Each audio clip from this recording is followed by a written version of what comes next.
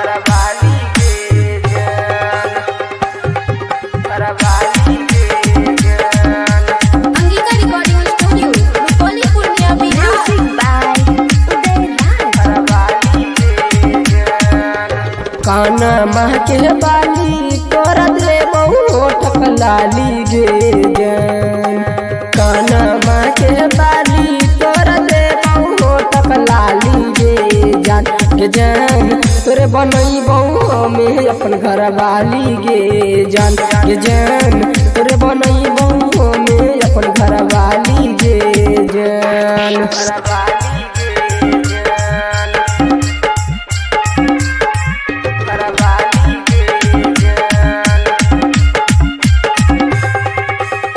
तोरा हम बसाई के रखबौ दिल के धड़कन में, साथ हो गई तेरा ले ले कोई हमारा संग में, कोई हमारा संग में। तोरा हम बसाई के रखबौ दिल के धड़कन में, साथ हो गई तेरा ले ले कोई हमारा संग में। दुल्हन बनाई के लाके हमें जइबौ अपन अंगन मागे जान ये जान, तोरे बनैबौ हमें अपन कनिया गे जान ये जान, तोरे बनैबौ हमें अपन कनिया गे जान, कनिया गे जान,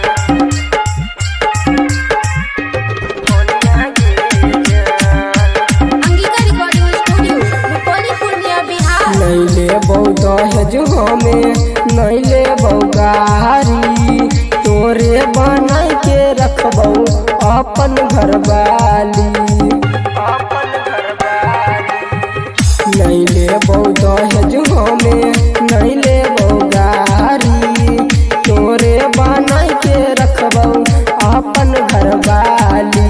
सतलम सबरिया के मान ले तू सुने अबो बतिया गे जान के जान, तोरे बनैबौ हमें अपन कनिया गे जान के जान, तोरे बनैबौ हमें अपन दुल्हनिया गे जान, दुल्हनिया गे जान। SRS Entertainment present